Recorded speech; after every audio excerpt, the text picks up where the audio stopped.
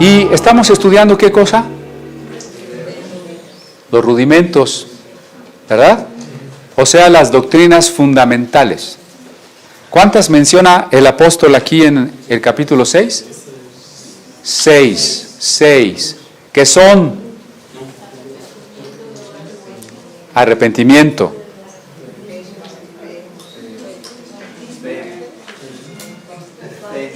Son las fundamentales, ¿eh?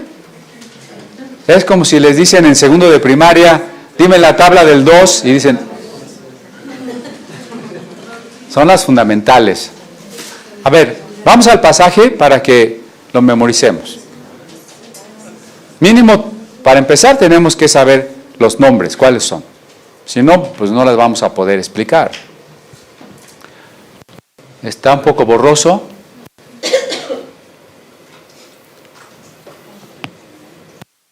Arrepentimiento, fe en Dios, doctrina de bautismos, imposición de manos, resurrección de los muertos y del juicio eterno. Vamos a resumirlas, ¿no? Aunque dice arrepentimiento de obras muertas, vamos a decir solo arrepentimiento y así es más fácil. Entonces, arrepentimiento, fe, bautismo, imposición de manos, resurrección, juicio eterno. ¿Sí? Ya hemos estudiado 4. ¿Sí? Arrepentimiento. Recuerde usted que arrepentimiento es que si íbamos caminando, alejándonos de Dios, nos detenemos, nos damos la media vuelta y regresamos hacia Dios. Eso es arrepentimiento. ¿Sí? Fe es la decisión de responder a la gracia de Dios, de decirle sí al amor de Dios. Entonces, en la decisión de volvernos a Dios, de irnos hacia Dios, estamos también aceptando que Cristo murió por nosotros y que le decimos sí a ese amor. Creo que Juan 3:16 resume este asunto de la fe.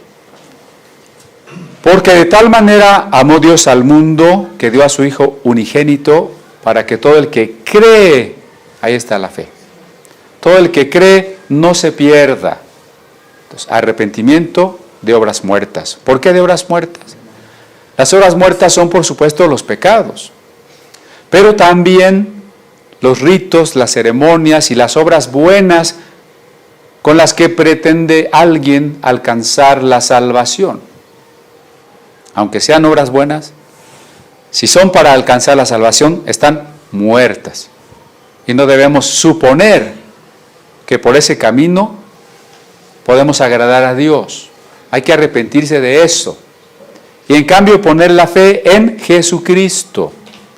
Porque no nos vamos a salvar por méritos nuestros, sino por la muerte de Jesucristo. ¿Sí? Entonces, arrepentimiento y fe. Y luego, bautismo.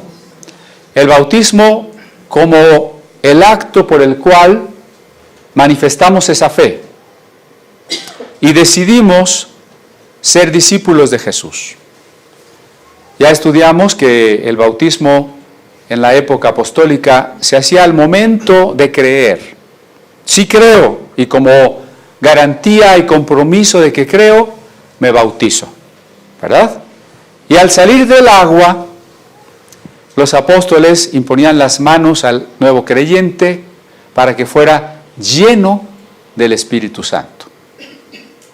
¿Sí? Y muchas veces, como manifestación de esa llenura, el discípulo podía orar en otras lenguas, llamado también el bautismo con el Espíritu Santo. Y todo va ligado. Si me arrepiento, es decir, si decido cambiar de vida, es porque estoy creyendo en el amor de Dios, en la muerte de Jesucristo. Entonces me bautizo. Y cuando me bautizo, oro para ser lleno del Espíritu Santo, ¿no? Y con el Espíritu Santo tengo el poder de vivir en la vida de resurrección de Cristo. Y ya se une al siguiente tema, la resurrección. para vivir una vida en el poder de la resurrección de Cristo y esperar en medio de pruebas y tentaciones el día de la resurrección. Y cuando llegará el juicio, ¿no? Entonces, todas las doctrinas fundamentales están conectadas. Son como un rompecabezas en que las piezas embonan perfectamente. Pero hoy, a manera de repaso, quiero que platiquemos sobre el bautismo y la imposición de manos, que fueron los últimos que vimos, ¿sí? Bien.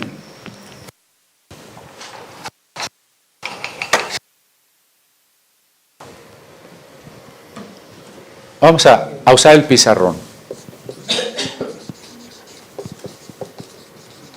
Bautismo, imposición de manos.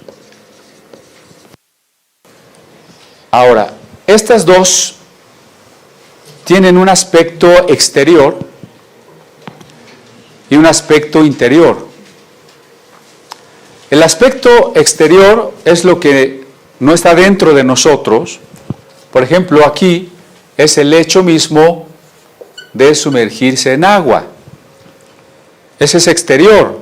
Cuando usted se bautiza, ¿qué se moja? ¿El corazón? El cuerpo, ¿verdad? El agua está fuera de mí y me moja por fuera. Es una parte exterior. De la misma manera, en la imposición de manos, la mera imposición de manos es un signo exterior. Acuérdense que a través de la imposición de manos no transmitimos energía. Eso déjenlo para el Reiki, ¿verdad? Pero no, en la Biblia no está eso. Es un acto exterior de intercesión, de solidaridad con el que ora para recibir el Espíritu Santo. La llenura, o para ser lleno del Espíritu Santo, ¿no? Y aquí es para dar un testimonio de la fe. Entonces ese es el aspecto interior. El aspecto exterior es el agua, el aspecto interior es la fe. El aspecto exterior es la imposición de manos, el aspecto interior es la llenura del Espíritu Santo. ¿Sí? Ahora, el problema es tristemente cuando a partir del segundo siglo de la era cristiana, ya tras la muerte de los apóstoles, a partir del segundo siglo, estas experiencias, lo que voy a encerrar en rojo es la experiencia, esta es la fe o conversión, también le vamos a poner conversión, porque conversión es darse la y irse para el otro lado, ¿no? Entonces arrepentimiento era eso, dijimos. Entonces la conversión. La conversión no es de una iglesia a otra. Eso tendría poca importancia.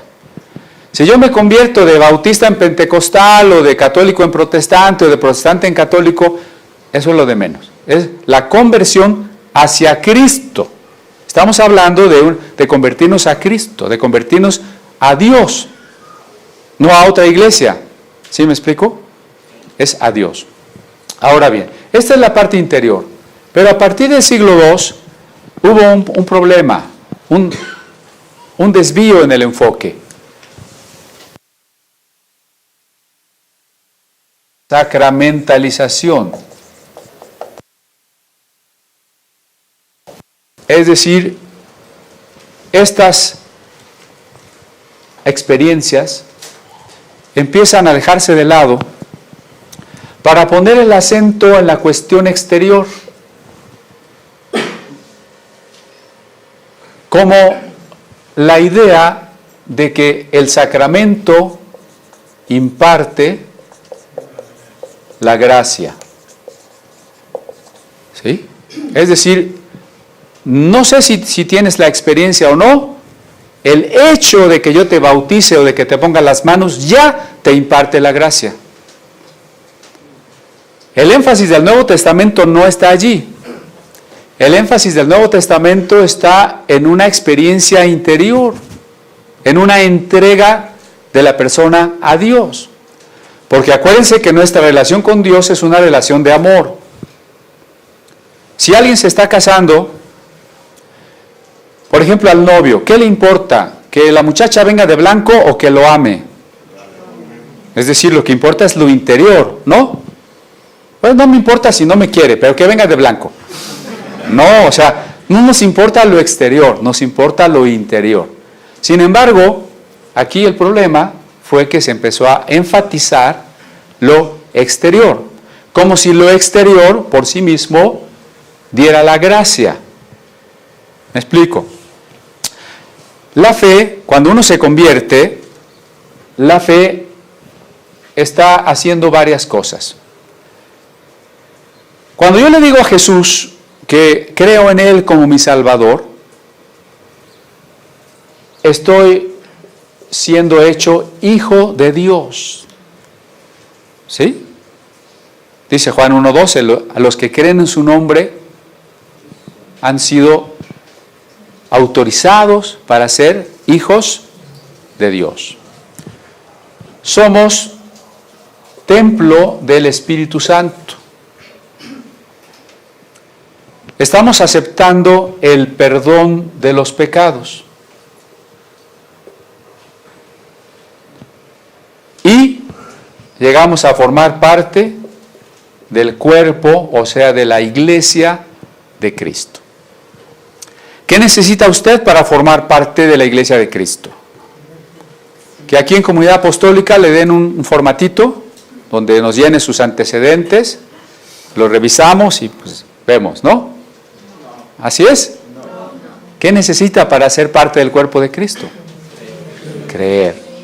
El día en que usted creyó, ese día usted fue parte de la iglesia. El Espíritu Santo lo injertó como un miembro, como una célula más en el cuerpo de Cristo. ¿Sí? Eso, pero eso se recibe por la fe. ¿Me explico? El problema es cuando se pretende recibir esto solo por el bautismo, aunque no haya fe. Les pongo un ejemplo para que nos quede muy clarísimo. El bautismo de los bebés, que se practica en la iglesia ortodoxa griega, en la iglesia católica, en la iglesia luterana, en la iglesia presbiteriana, en la iglesia metodista, ¿no? Un bebé, un niño recién nacido, ¿cree? No cree. ¿Se acuerdan que leímos en Hechos 8, cuando pregunta el negrito, ¿qué impide que yo sea bautizado? ¿Y qué le dijo Felipe? Si crees. ¿Un bebé cree? No cree. Ahora, cuando alguien va a bautizar a su bebé, se le explica, y el mismo manual de bautismo así lo dice, y los padrinos así lo deben de entender, que por el agua del bautismo el niño está siendo convertido en hijo de Dios, está recibiendo el Espíritu Santo, se le está perdonando el pecado original y es miembro de la iglesia. ¿O no?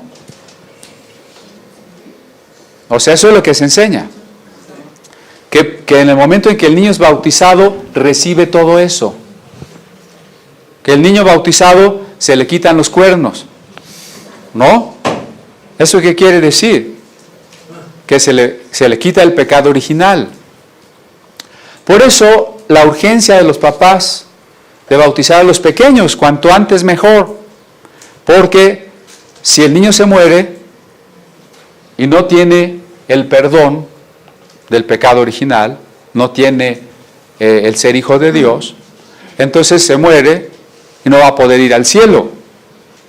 Tampoco al infierno, porque no ha consumado, de hecho, un pecado capital. Entonces se iría a la frontera entre el cielo y el infierno. Es decir, la palabra limbo quiere decir frontera. Se iría a la frontera. Esta es una doctrina que empezó con San Agustín. Por cierto, el Papa Benedicto XVI, anterior Papa, eliminó esa doctrina. Hay que estar informados por ahí, ¿no? Ya no es, oficialmente no es ya una doctrina católica. Pero mucha gente así creció. Así creyó, ¿no? Que si el niño se muere sin bautizar, se va al limbo. ¿Por qué? Por esta idea de que aunque el niño no tenga fe, el bautismo per se te da todo eso. ¿Sí se entiende mejor lo que quiero decir con que el sacramento imparte la gracia? Se ve claro con el ejemplo que aunque el niño no crea y no se dé cuenta, o a lo mucho llore porque le echaron agua en la cabeza, eso no importa. Lo que importa es que fue bautizado, que el agua era agua bendita y que el sacramento lo impartió un sacerdote.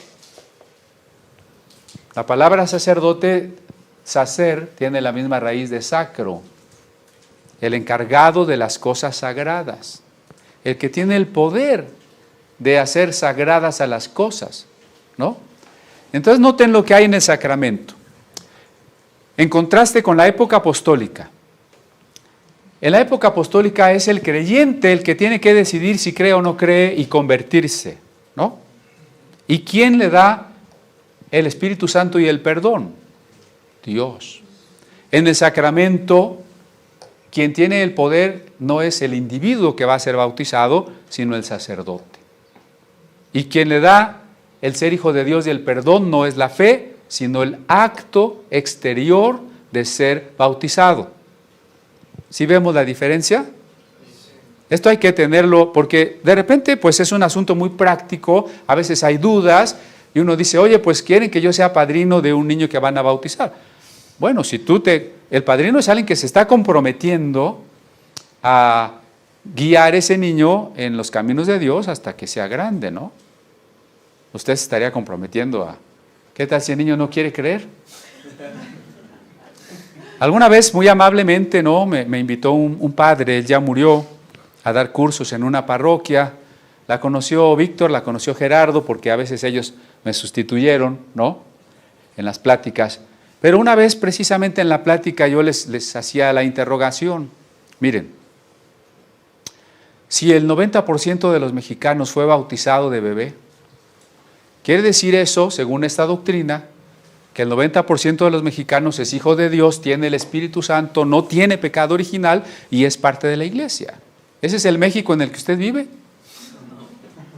¿Usted vive entre puros hijos de Dios llenos del Espíritu Santo? No. Entonces, ¿qué pasa? Que cuando los actos de fe, los signos, que no eran más que eso, signos, se sacramentalizan, el acento se pone en el acto externo y se descuida la experiencia interior. Porque es más fácil bautizar un niño que esperar a que sea una persona mayor, hablarle de Dios y que se convierta. Es más, ¿cuántas personas se convierten? Yo digo que es una minoría, ¿no? Hay hermanos muy animados, y qué bueno que lo hagan, en ir a predicarle a los alcohólicos y a los drogadictos. Qué bueno que lo hagan, es necesario hacerlo, pero solo les digo una cosa, no crean ustedes que los drogadictos y los alcohólicos en masa van a decir, ay sí, yo me quiero convertir porque no estoy a gusto como vivo. ¿No? De los alcohólicos y drogadictos y de lo que usted quiera, del pecado que escoja, es muy poca la gente que se va a convertir. Es más fácil bautizarlos a todos de bebé, no tiene nada que decidir, ¿verdad? Entonces, ese es el problema. Ahora, en el caso, pues, un bautismo sin fe no tiene sentido. El bautismo es importante porque es el compromiso, es la conciencia de que me estoy decidiendo a convertirme en un discípulo de Jesús. El bautismo es importante, pero no suple a la fe, no suple a la conversión. La confirma, pero no la suple. Un bautismo sin fe nos da como resultado un pingo remojado. Sigue siendo un pingo, ¿verdad? Entonces, lo mismo pasa con la imposición de las manos. ¿Cuál es el sacramento correspondiente a la imposición de las manos?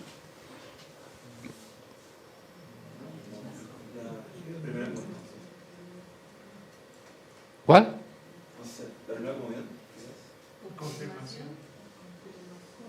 La confirmación.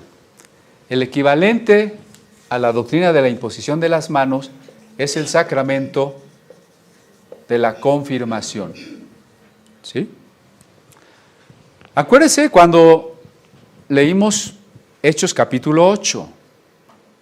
Felipe predicó en Samaria, bautizó a los creyentes, pero luego Pedro y Juan, los apóstoles, vinieron a Samaria y cuando le imponían las manos a los creyentes de Samaria, los creyentes recibían el Espíritu Santo. De eso ya platicamos. ¿Sí se acuerda? Si no se acuerda o no vino, puede ver el video, ¿verdad? Porque si lo volvemos a platicar, nunca vamos a avanzar. Pero ahí están.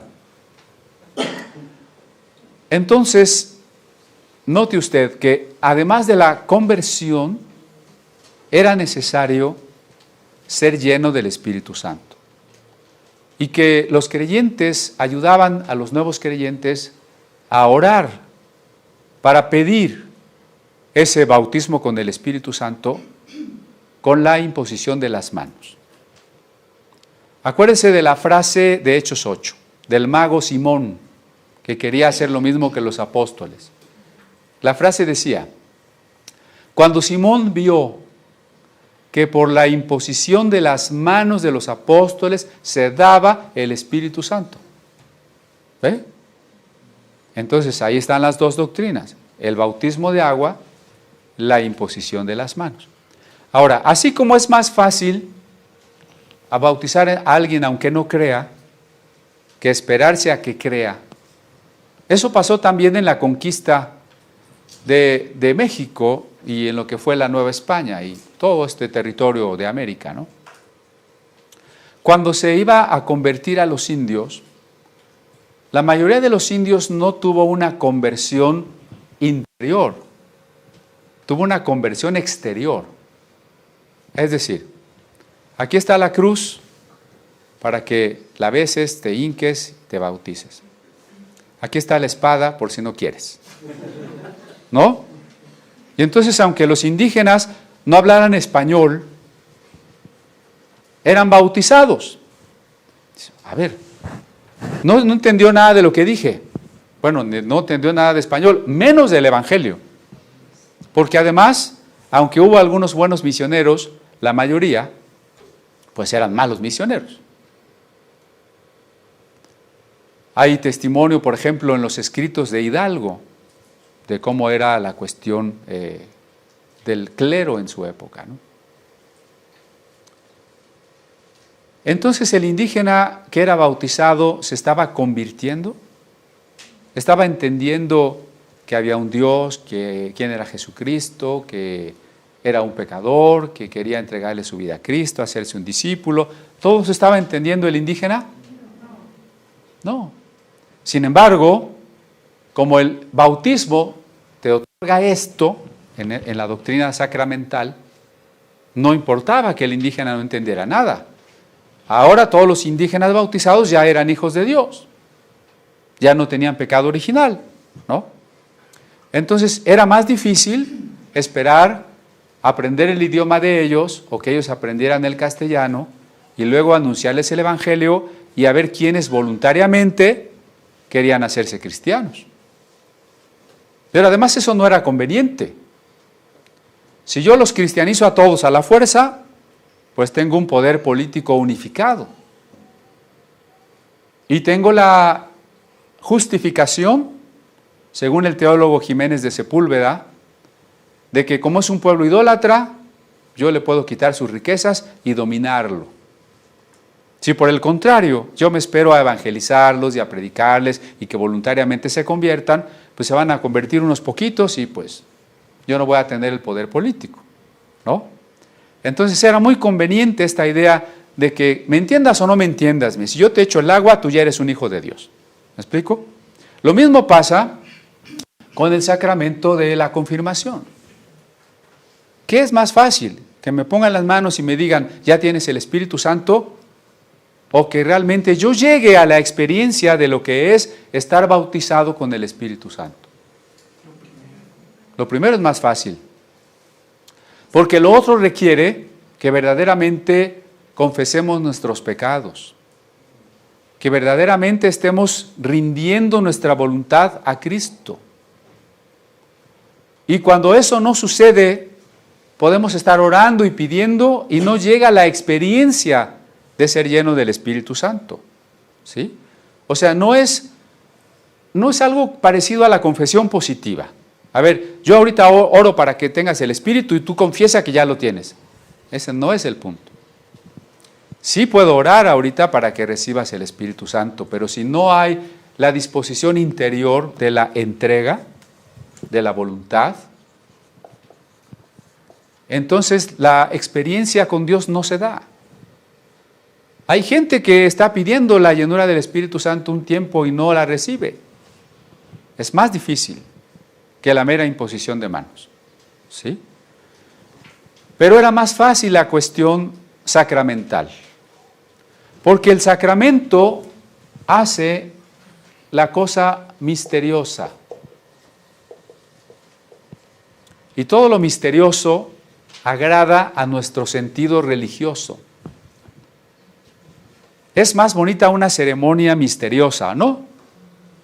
O sea, si en vez de dar el pan así nomás, hacer una serie de oraciones muy especiales y hacerle unos pases magnéticos y lo trajéramos en una charola de oro y no sé, y hubiera otras cosas así muy rimbombantes, como que diríamos, no, esto sí tiene más valor que, ¿no? O sea, somos dados a eso. Por eso la religión se llena de edificios fastuosos, de ropas especiales, de parafernalia, es decir, instrumentos consagrados al culto, de oro, de plata, labrados, bonitos, ¿verdad? Y cosas que nadie entiende. Y si me dicen, antes la misa en latín, pues era tan misteriosa, ¿verdad? Que pues no entendí nada, pero debe ser muy poderoso eso. Ahora a la gente le gusta que le hablen en hebreo. No entendió nada, pero pues ha de ser judío, ¿no? Todo lo misterioso nos encanta, porque lo misterioso se relaciona con lo grandioso, con lo que lleva gloria, y lo que conlleva gloria implica poder, ¿no? Gloria y poder van de la mano. Entre más poderoso sea un rey, pues más fastuosa sería su corte, sus ceremonias, ¿o no? Entonces, entre más esperamos, bueno, si este obispo es más importante, pues todo lo que usa y todo lo que hace tiene que ser más fastuoso. Porque si no hay esa solemnidad, esa pompa, esa grandiosidad, pues como que entonces no es tan poderoso. Pero el cristianismo primitivo es sencillo. En el cristianismo primitivo no hay misterio. Al contrario, el signo es que el misterio se ha revelado. El misterio se ha abierto para todos. Dios ha venido en carne a mostrarnos su amor. No hay nada para iniciados. No hay nada para los que gustan del esoterismo, del ocultismo, de subir en grados. Esto está abierto para el más simple, el más sencillo. Así es el Evangelio, ¿no? Los apóstoles no andaban con ropajes fastuosos, ¿o sí? Haciendo unas ceremonias que nadie entendía y decía, no, seguramente son por eso más profundas. No, al contrario. Los apóstoles eran el contraste con las religiones mistéricas de los grecorromanos, o con aquel culto del templo de Jerusalén donde Dios estaba escondido y nadie podía entrar. El cristianismo era abierto, el cristianismo era sencillo, porque se trataba de la experiencia de cada uno de nosotros con Dios. Entonces, cuando esto se convierte en un sacramento, ¿quién es el equivalente de los apóstoles hoy, para, por ejemplo, el ámbito católico?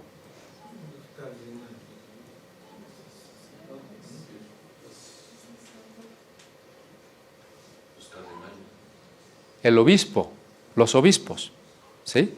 Un equivalente de apóstol es el obispo. Cuando se hace la confirmación de los niños, al niño se le bautiza por ahí de los días de nacido, ¿no? Y se le confirma hoy como a los 7 años, antes como a los 3. ¿Quién realiza la confirmación? El obispo. Por eso hay que ir a la catedral cuando es confirmación, ¿no? Porque el pasaje dice, por las manos de los apóstoles se daba el Espíritu Santo. Y entonces, por eso se busca esa especie de gloria también. Oscar Wilde tiene un cuento que se llama El joven rey. Cuando puedan, léanlo. El joven rey. Y es un rey que se crió como pastorcillo, y cuando su padre murió y descubrieron que él era el hijo del rey y lo trajeron para la coronación, entonces él tuvo unos sueños en los que veía la miseria, el sufrimiento y la pobreza de los que estaban preparando el traje, la corona, las perlas del cetro y todo, ¿no? Y entonces el día de la coronación él dijo, yo no quiero nada de eso. Y cuando la gente lo vio en traje de pastor de ovejas, y cuando lo vio que no quería la corona ni ese vestido que se había preparado, dijeron, no, nosotros no queremos un rey así. La misma gente quiere que sus dirigentes, que sus políticos, que sus jerarcas eclesiásticos, que su gobierno sea fastuoso, ¿no? Porque si no siente como que no es. Bueno, entonces la confirmación la da el obispo.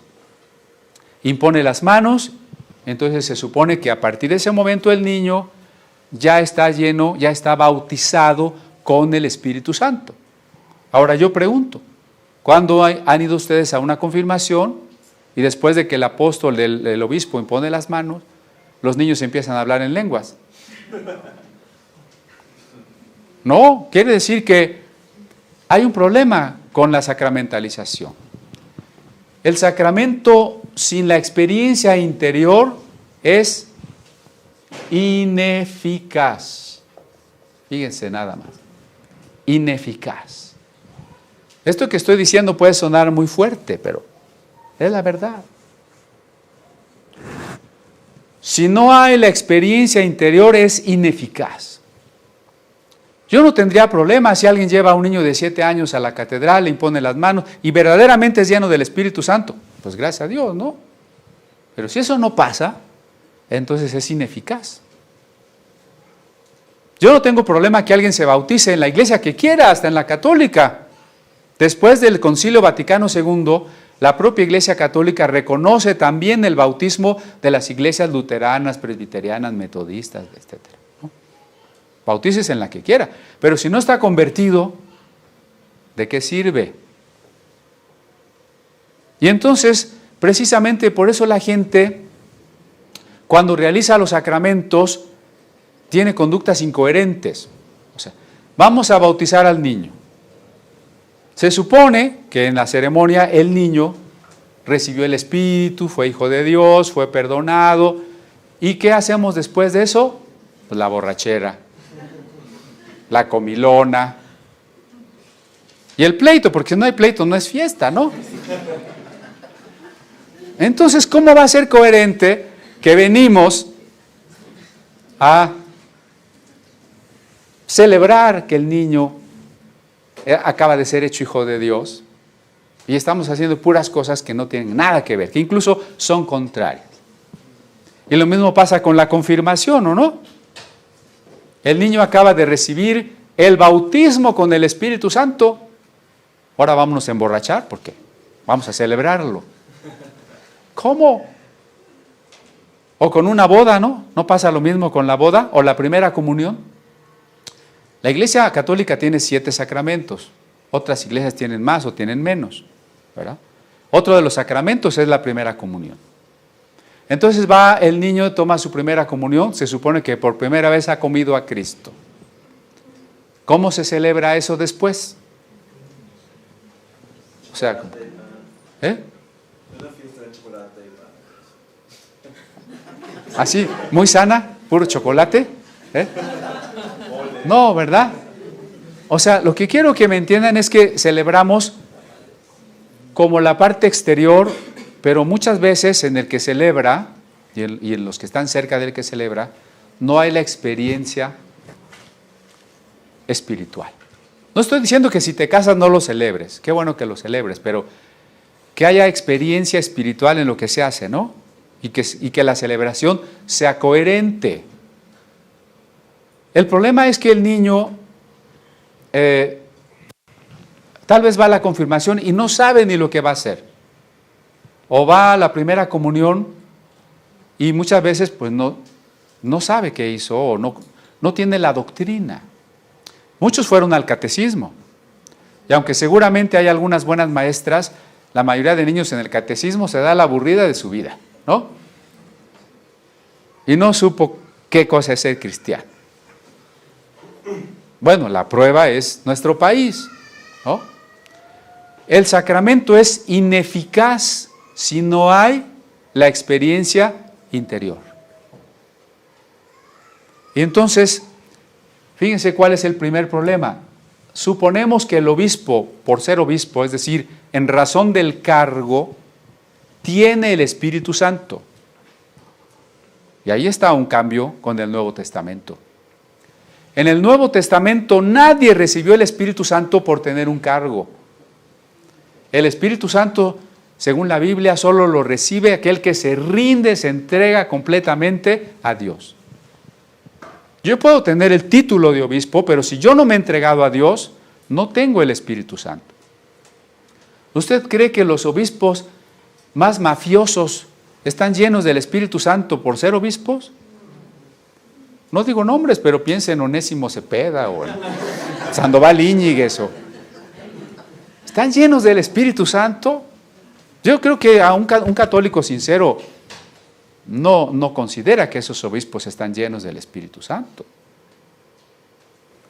Entonces me va a impartir la confirmación del Espíritu Santo uno que no tiene el Espíritu Santo. No me puede compartir la conversión a alguien que no está convertido, ni la llenura del Espíritu Santo a alguien que no está lleno del Espíritu Santo. Y no es porque la persona lo haga, lo hace Dios, pero Dios usa instrumentos. Para que alguien me dé el mensaje del Evangelio, tiene que decirme una serie de cosas que signifiquen la buena nueva. Y que el Espíritu Santo respalde ese significado. La salvación me la da Dios, no me la da el que me predica, pero el que me predica es el instrumento. Así, cuando alguien ora por mí para que yo sea lleno del Espíritu Santo, es el instrumento. El que bautiza es Cristo. Dice Evangelio de Juan capítulo 1, el que bautiza con Espíritu Santo es Cristo. Pero el instrumento tiene que estar lleno del Espíritu Santo. Este fue un gran problema que se ha suscitado aún en el mundo católico y precatólico. En el mundo precatólico hubo una discusión entre Agustín, obispo de África, y otro obispo de África llamado Donato. Y Donato decía, no son válidos los sacramentos impartidos por un pastor que está en pecado. Y entonces Agustín dijo, no, los sacramentos son válidos por sí mismos. Porque el que tiene el orden sacerdotal tiene el sacramento que hace válidos los otros sacramentos. El conflicto fue tan agudo que Agustín le pidió al emperador unos cuantos soldados para que mataran a los donatistas, a los seguidores de Donato, y los mataron, ¿no? El conflicto se volvió a suscitar en el siglo XVII con un hombre llamado Jansen, el grupo de los jansenistas, a los cuales perteneció un filósofo tan importante como Blas Pascal. Y este grupo de jansenistas decía, los sacramentos impartidos por un sacerdote que anda en desorden, que anda en pecado, no pueden ser válidos. Resultado, las autoridades de Francia y la orden de los jesuitas persiguieron a los jansenistas. Pero de alguna manera la interrogación sigue en pie. ¿Podrá impartirme la confirmación el Espíritu Santo alguien que no está lleno del Espíritu Santo? Parece que la respuesta es no. Sigue siendo no. Entonces, el problema es cuando se queda en signo vacío y se sacramentaliza. El signo es importante siempre y cuando sea signo de algo que sucede adentro de nosotros. En la Iglesia Católica se ha visto esta necesidad de tal manera que nació el grupo de renovación carismática, ¿verdad? Que es el grupo de los católicos que están buscando la llenura del Espíritu Santo. Porque obviamente la mayoría o todos ellos recibieron la confirmación en su niñez, pero ahora se dan cuenta que no están llenos del Espíritu Santo y están buscando esa llenura, y muchos la han recibido. Hay en ese ámbito incluso muchos que han recibido el Espíritu y han hablado en lenguas, ¿no? Entonces es una especie de resumen que les quiero hacer de estos dos fundamentos doctrinales, comparándolos con el otro aspecto sacramental, para que nosotros siempre tengamos en cuenta que más importante es la experiencia interior, la fe y la entrega. ¿Sí? Decía yo que en la Iglesia Católica se enseñan 7 sacramentos. En la Iglesia Luterana solamente 2. Y recuerden que estamos a punto de el año número 500 de la Reforma, ¿no? El próximo 31 de octubre, exactamente, se estarán cumpliendo 500 años del inicio de la Reforma. Para Lutero, que escribe una crítica a los sacramentos en su libro El cautiverio babilónico de la Iglesia, es muy fácil que lo consigan, incluso lo publicó Conaculta, en un título que se llama Escritos de 1521. Ahí está el texto El cautiverio babilónico de la Iglesia. Es una crítica a los sacramentos y una crítica al negocio que se hacía con los sacramentos. Pero Lutero considera que quedan 2 sacramentos, el bautismo y la Santa Cena. Entonces, en teoría, la mayoría de iglesias cristianas, no católicas, siguen aceptando que hay 2 sacramentos. Digo en teoría, porque en la práctica actúan como si hubiera más. Entonces nace un niño pequeño, bueno, tiene que nacer pequeño, ¿verdad? Y lo traen a ser presentado. Y eso ya aparece como otro sacramento, ¿no? Y luego dicen, ahora fulanito y perenganita se van a casar por la iglesia, y si no están casados por la iglesia están en pecado, entonces están haciendo del matrimonio otro sacramento. Y hay quien hace del lavamiento de pies otro sacramento y de, no sé ya, por ahí en práctica ya hay muchos sacramentos. Pero yo creo que en realidad no es tan afortunado el término sacramento, porque yo creo que ningún signo externo santifica. Sacramento es lo que hace sagrado algo, ¿no? Ningún signo exterior santifica. Yo creo que en todo caso tenemos que seguirle llamando signos o ritos, pero con el cuidado de saber que no es algo mágico, porque aún en el mundo protestante a veces se ve como mágico. ¿Quién es el único autorizado normalmente para bautizar? El pastor. ¿Para casar? ¿Para dar la Santa Cena? Entonces el pastor es como una especie de sacerdote, y entonces cuando le impusieron las manos es como si le hubieran dado el poder de realizar esos sacramentos, y entonces ya caímos en el aspecto mágico, ¿no? Alguien tiene el poder, los demás no tienen el poder, por eso él siempre lo tiene que hacer. Pero no es así. En primer lugar, no hay alguien exclusivo. ¿Quién puede dar la Santa Cena? ¿Quién la dio hoy? Pues entre Refugio, Tere, ¿quién más? Juanito, ¿no? ¿Quién puede bautizar? En los últimos bautismos que hicimos, ¿quién bautizó? ¿Quién ha bautizado de aquí? ¿Nadie ha bautizado? No me van a quedar mal. Hermano Arturo, Víctor, Ana, ¿Quién ha orado para que alguien reciba el Espíritu Santo? Pues, buen número. ¿Quién ha casado a alguien? ¿Todavía no casan? No, porque nosotros no casamos, la gente se casa solita. Nomás nosotros pedimos la bendición, ¿verdad? Hay que hacer esa diferencia. No hay personas especiales, todos somos iguales. Y los signos son nada más cosas que confirman o que ayudan a la fe, pero lo importante es lo que está adentro. Lo importante tiene que ser lo que está adentro. Entonces, en ese sentido, sería más conveniente no llamarle sacramentos y reconocer que tenemos varios signos, como la imposición de las manos, la cena del Señor, el bautismo, el velo en las mujeres que predican, otras cosas, pero que no son más que signos exteriores y como tales son de importancia secundaria. Y en ese sentido, algunas de nuestras prácticas también serían de importancia secundaria, como cantar, ayunar, orar en público.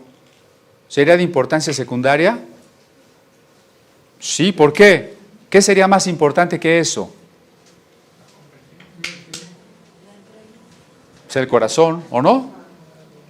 ¿O no? Porque Isaías dice en su primer capítulo que Dios estaba harto de que los judíos trajeran sacrificios, que alzaran las manos, que hicieran oraciones, que hicieran fiestas. ¿Por qué estaba cansado Dios? ¿Porque no nos ama? ¿Porque lo interrumpimos?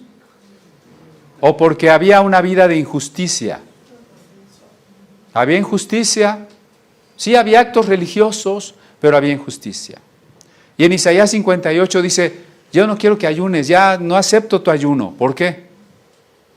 Porque ayunaban y seguían siendo injustos, ¿no? Y en ambos pasajes, Isaías a lo primero que nos invita es a estar a cuentas con Dios y ser justos. Primero, sé justo. Por eso Jesús dice, buscad primero el reino de Dios y su justicia, y después, lo demás. Entonces aquí tenemos, pues, que es posible que estas doctrinas fundamentales se vuelvan vacías, se vuelvan ineficaces, si no subrayan una experiencia interior. ¿De acuerdo? ¿Cuál es el siguiente rudimento? Arrepentimiento, fe, bautismo, imposición de manos, resurrección. La siguiente doctrina básica, la resurrección. Acompáñeme a 1 Corintios 15.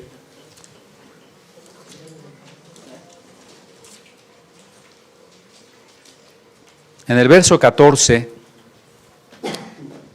para que veamos la centralidad de esa doctrina.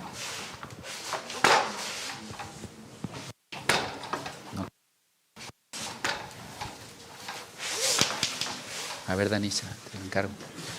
Dice el 14, y si Cristo no resucitó, vana es entonces nuestra predicación, vana es también nuestra fe. ¿Qué tan importante es la doctrina de la resurrección? Es central, porque si no, estamos predicando en vano y la fe es vana. Y acuérdense que en la Biblia la palabra vano, vanidad, es como equivalente a aire, algo que no dura, que no existe, que no es real. ¿Sí me explico? ¿Qué dice el verso 17? Reitera, si Cristo nos resucitó, vuestra fe es vana. Aún estáis en vuestros pecados. Entonces también los que durmieron en Cristo perecieron. Fíjese lo que no dice. Entonces también los que durmieron en Cristo ya están en el cielo disfrutando la presencia de Dios. ¿Alguien tiene esa versión? el 18, pues ni se ve.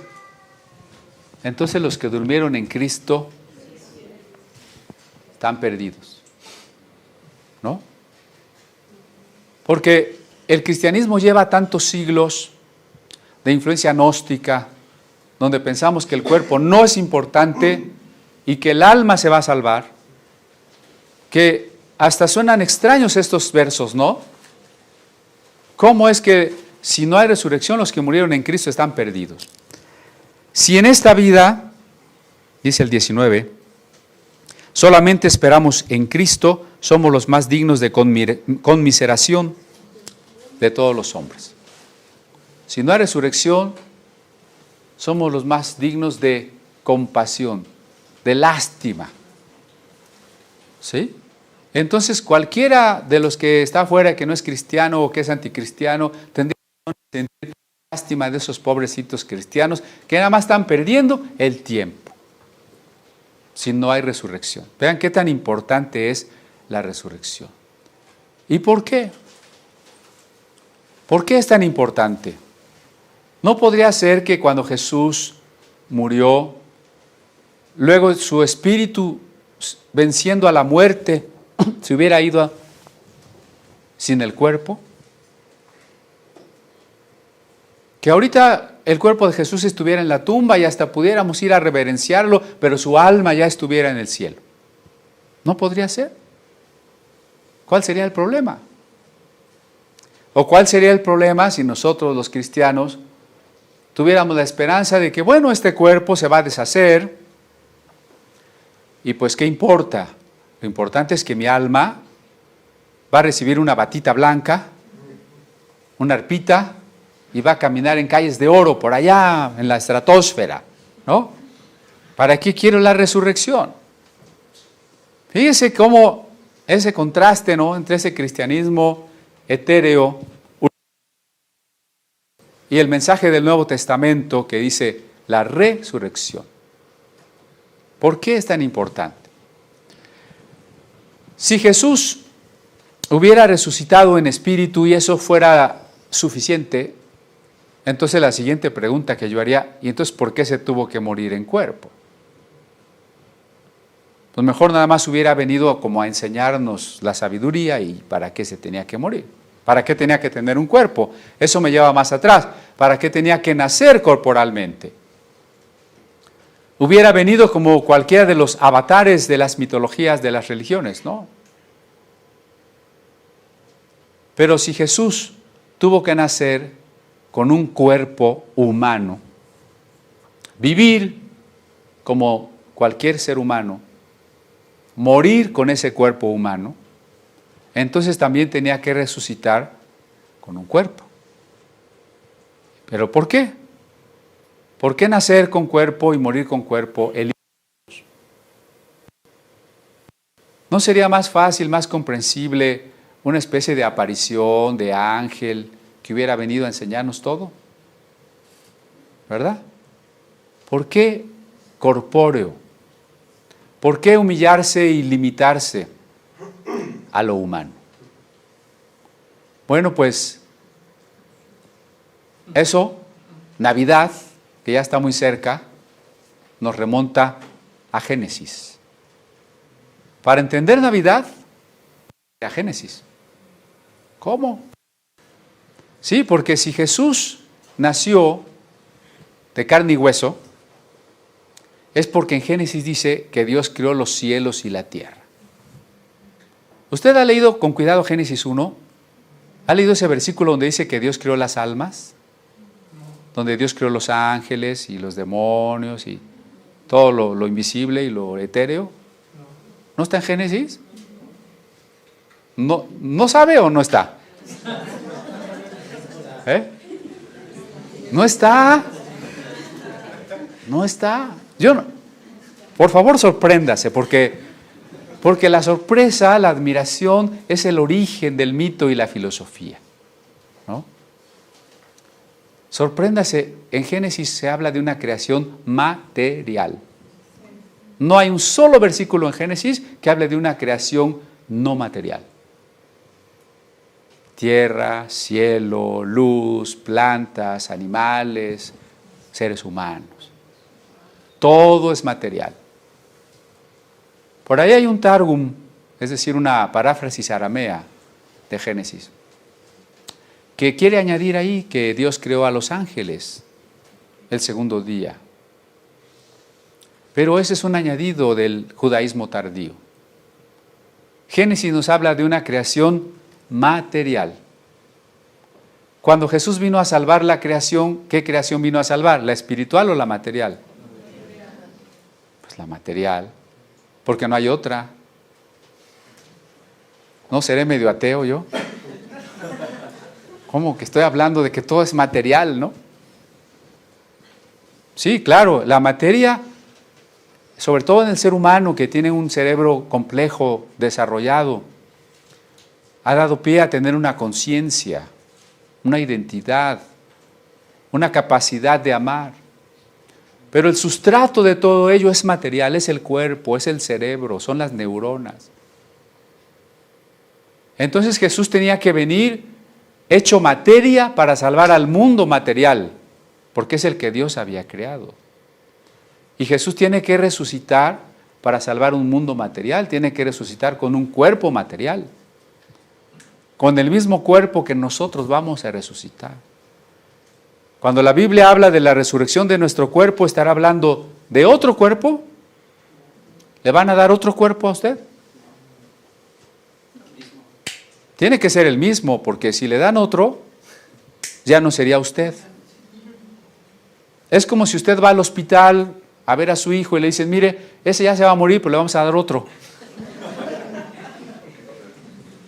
Eso no nos gusta ni con un perrito, ¿no? Ah, ya se murió tu perrito, pues cómprate otro. No, tiene que ser el mismo. Cristo va a resucitar nuestro cuerpo. Por eso es una doctrina fundamental que tenemos que reflexionar, pero el próximo domingo, ¿no? Porque aquí ya el tiempo se nos acabó.